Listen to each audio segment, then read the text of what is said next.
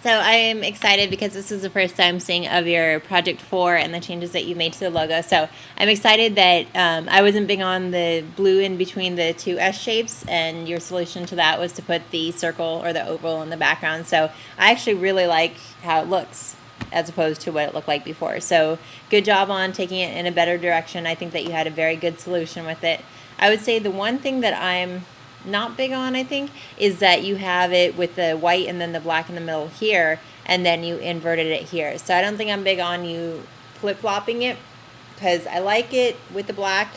Not sure if I like it with the white in the center, which is basically the inverse of what you had. So first comments, great job on finding a better solution to what you had before. I think that it looks excellent on the hat that you have here. I'm sure there's a better term for it than hat, but the hat, because it's been a long day. Looks great on the goggles and everything. Let's see, other comment. I don't know about it there. It's a little bit big. If you have the logo, I'd probably shrink it down a little bit for this jacket thing here. I think the hang tags look great. I like the color palette that you chose. With this one here, make sure that you use the same blue, because this is a totally different blue than what you have here. So make sure that you keep a consistent color palette once you actually choose that blue. You know, just use the same blue. I wasn't big on the type originally, but somehow it's kind of all come together with the shape that you have now and with the style of the font. So I didn't like it originally, but I don't mind it so much now.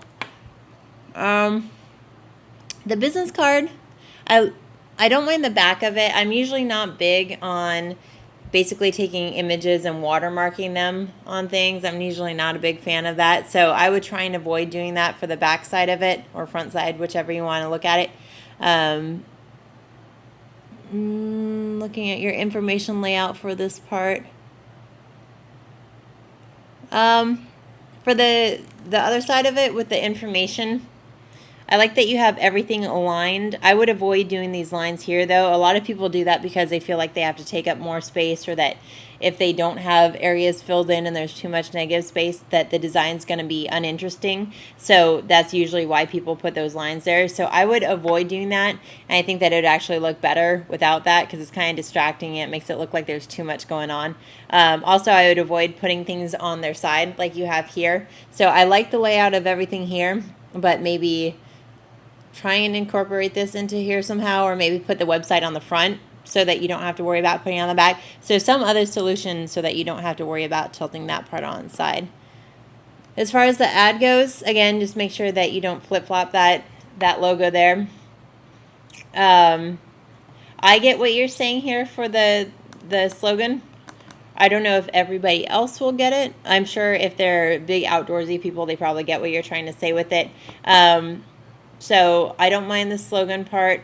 The only comment is this big chunk of this block behind the text. A lot of times people do that because the type doesn't stick out enough on the background, which is a design issue that I'd rather you try and find another way around it, like trying to find a better photograph that allows you to put type on top of it. So it doesn't look awful here. I've seen much worse than this. So this I actually don't mind that much, but just be aware that a lot of times when you put this block of color behind it to make the text pop out, it's evident that you're trying to make your type pop out a little bit more. So sometimes it can be viewed as a little unprofessional. So it doesn't look horrible, but just make sure that sometimes in the future you try and find a better way around that than putting the color in the background.